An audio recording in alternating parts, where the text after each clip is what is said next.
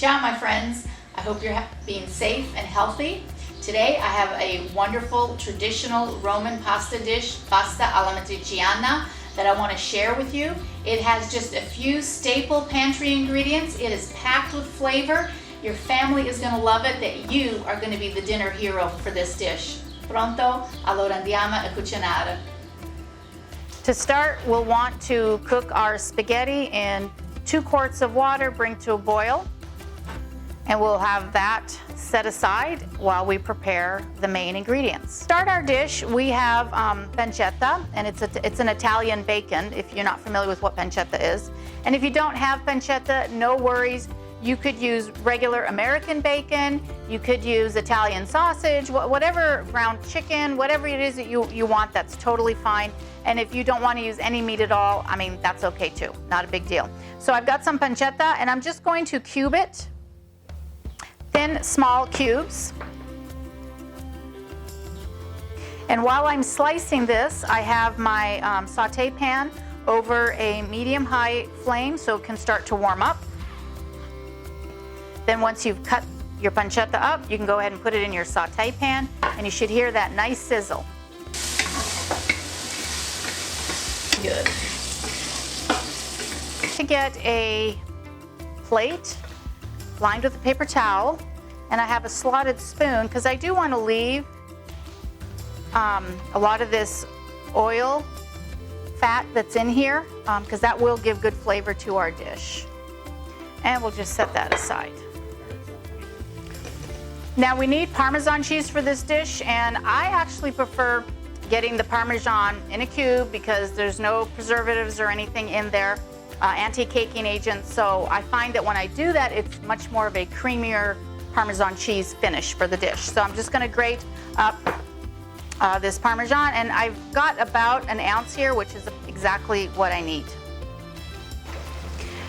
Now that our pasta water is boiling, we want to add our salt, and so we're looking, and my students always ask how much salt. I know it sounds like a lot, 2 tablespoons, but that's about what you need. You need to flavor your pasta. This is the only chance that your pasta gets a chance to be salted. And so now I'm taking just a box of spaghetti, throwing it in here.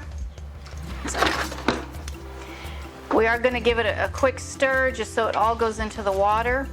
And the other thing I'm going to do, I don't do this all the time, but just because I happen to have that rind left over from the cheese, I'm going to throw it in here because I really don't have any use for the rind now. But what it's going to do is it's going to add a lot of flavor and creaminess to this water, which we're going to want to add to our sauce. We want some of this starchy pasta water. There's a lot of flavor in it. So we were just going to let this cook according to the package for al dente.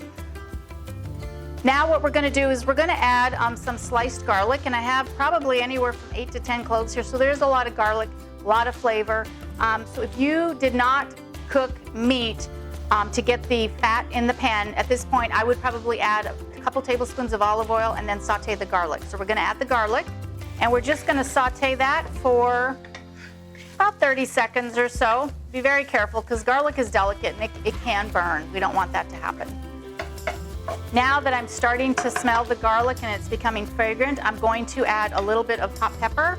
And my dad actually has his own hot pepper, so I'm just adding a little bit. And if you don't have your own hot pepper, you can just use red pepper flakes, that's fine. And so we just want to toast that for just a few minutes. So now I'm going to add my tomato sauce.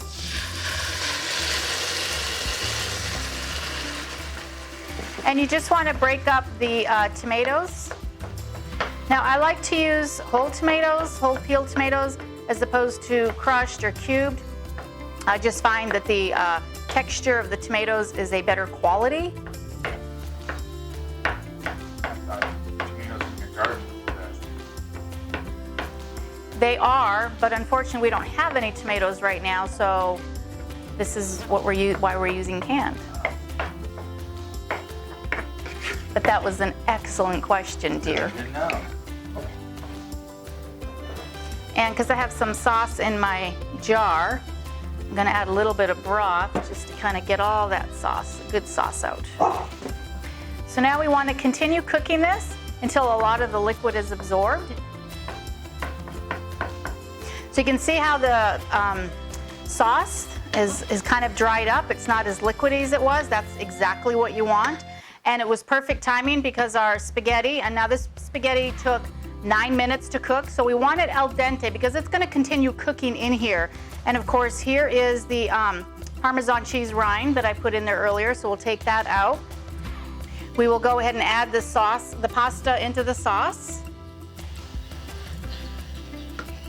And now I saved about 1.5 cups of that pasta water, and I'm going to throw that in here. And you're probably going to think that's an awful lot of liquid after we did all that reducing for that flavor, and now we added all that liquid. Well, remember, the pasta's not cooked all the way, so that extra liquid, the pasta is going to absorb and it's going to finish cooking, so it won't be raw, uncooked. And that tomato sauce, because there's a lot of flavor in there, it is going to flavor the sauce, trust me. So let's just let this continue cooking for a few minutes. All right, so now as you can see, all that water that we put in there is all absorbed. And so now the pasta's cooked, we've got all that flavor that we've been building, so now we want to finish off the flavor. So to do that, we're going to add about 1 ounce of the Parmesan cheese that I had sliced earlier, or that I had grated earlier. And we're going to add about 2-3 tablespoons of olive oil. I always find olive oil is a nice way to finish off your sauce. And we're also going to take it off the heat. And we're going to stir all this in. That cheese is going to give it an extra bit of creaminess to our sauce. And of course, last, we're going to add that pancetta that we fried up earlier. And we just want to give that a toss as well. To serve it so it looks fancy, just like the restaurants, you just want to take a ladle and a large spoon and just twirl it in your ladle and just set it gently on your spoon, on your dish. Now you can drizzle a little bit more olive oil. And the only thing that would just complete this dish would be a garnish of fresh basil, but of course I don't have fresh basil right now. But as you can see, this is a perfect dish. Most of the pantry items that you have should make this dish. It is delicious, and like I said, you are going to be the tonight's dinner superhero when you make this for your family. And I have another great dessert over here that will accompany this dish perfectly. I'll check you out over there. Ciao, ci vediamo dopo.